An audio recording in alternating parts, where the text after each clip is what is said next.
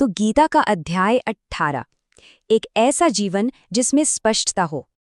हम सब गीता के इस लंबी खूबसूरत यात्रा के समझिए आखिरी पड़ाव पर आ पहुंचे हैं।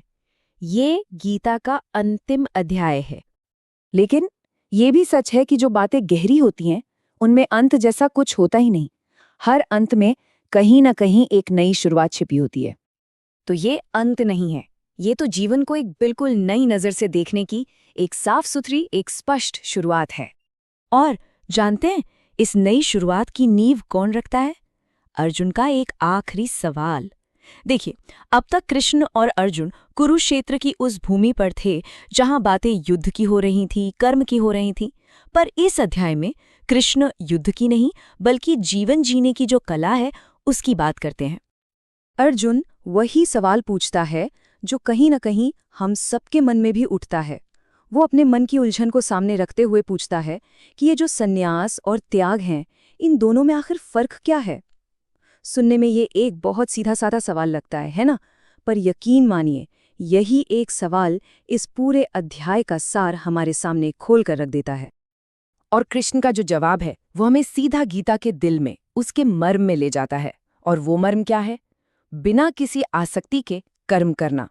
सच पूछिए तो यही वो एक धागा है जो पूरी गीता को एक साथ पिरोता है। कृष्ण बड़े ही आराम से, बहुत धीरे से समझाते हैं कि देखो, त्याग का मतलब ये बिल्कुल नहीं है कि कर्म छोड़ दो या दुनिया से भाग जाओ। नहीं, त्याग का जो असली मतलब है वो है कर्म के फल से अपनी जो पकड़ है ना, उसे बस थोड़ा ढीला छोड़ देना। मतलब अपना काम पूरी लगन से करो, पूरी निष्ठा से करो, पर उसका नतीजा क्या होगा उससे खुद को बांधो मत। और इसी गहरे विचार को यह श्लोक इतनी खूबसूरती से बताता है, नियतम संग रहितम अराग द्वेष्टतः कृतम। इसका मतलब क्या हुआ?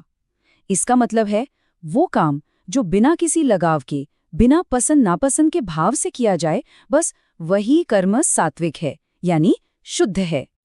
तो फिर सवाल उठता है कि हमें जीवन में बांधता क्या है? कृष्ण यहाँ बिल्कुल साफ कर देते हैं कि देखो, समस्या काम में नहीं है, काम करने में कोई हर्ज नहीं है। बंधन का जो असली कारण है ना, वो है आसक्ति। जो काम हम कर रहे हैं वो हमें नहीं बांधता, बल्कि उस काम से एक खास नतीजा पाने की जो हमारी जिद होती है, जो पकड़ होती है, वो हमें बांधती है। तो ठीक है, अगर आसक्ति ही बंधन है तो फिर सवाल ये है कि इससे मुक्त होकर शांति से कैसे जिया जाए? रास्ता क्या है? कृष्ण कहते हैं, इसका रास्ता कहीं बाहर ढूंढने की जरूरत नहीं है। ये रास्ता हमारे अपने भीतर ही है।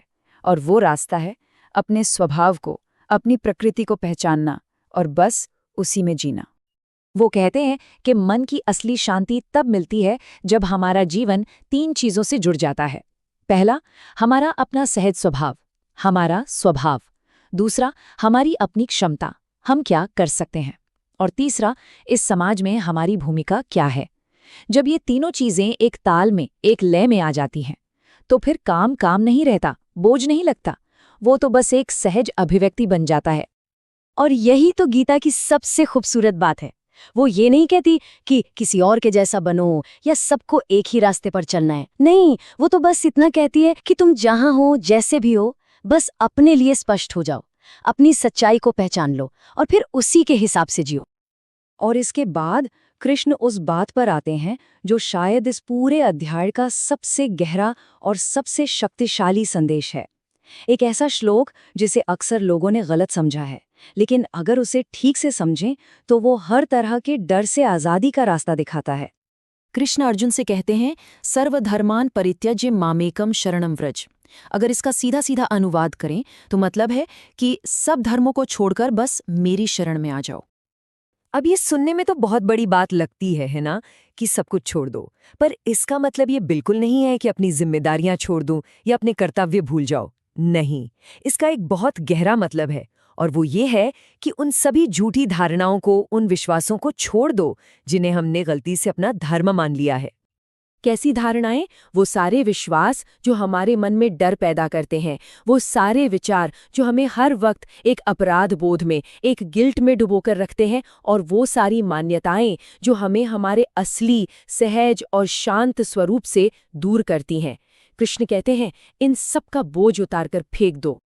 और इतना सब कुछ कहने के बाद कृष्ण उपदेश देना बंद कर देते हैं। अब वो एक गुरु की तरह नहीं, एक दोस्त की तरह बात करते हैं। अब आता है गीता का आखिरी निमंत्रण एक सवाल के रूप में, और ये सवाल अर्जुन से होता हुआ सीधा हम तक पहुंचता है। कृष्ण बहुत ही कोमलता से, बहुत प्यार से पूछते हैं, कच्छिदेत तच्छ्रुतम पार्थ त्वयैकाग्रेण चेतसा। हे पार्थ, क्या तुमने ये सारी बातें पूरे ध्यान से, एकाग्र मन से सुनी है? क्या तुम्हारी जो उलझन थी, जो भ्रम था मन में, वो अब कुछ कम हुआ? और अगर हम एक पल के लिए रुकें और सोचें, तो गीता का ये सवाल आज हमसे भी है कि क्या हमारी उलझन अब कुछ कम हुई है, कुछ धुंध छंटी है? इस पूरी बातचीत का, इस पूरी यात्रा का शायद सबसे सुंदर सच यही है कि गीता हमसे कभी भी परफेक्ट होने के लिए नहीं कहती। वो पूर्णता नहीं मांगती, वो बस प्रामाणिकता मांगती है, यानी वो हमसे सच्चा होने के लिए कहती है। तो आखिर में इस अध्याय का, या कह लीजिए पूरी गीता का सार क्या है? शायद बस इतना ही कि हम काम करें लेकिन डर से नहीं, हम फैसले लें पर अहंकार से नहीं, और हम जीवन जिएं पर किसी भी चीज को कसकर पकड़ने के भाव से नहीं, बल्कि खुले हाथों से। यहाँ गीता का ये संवाद तो पूरा होता है, ये यात्रा यहाँ समाप्त होती है, लेकिन हमारे जीवन में शायद यहीं से असली शुरुआत होती है।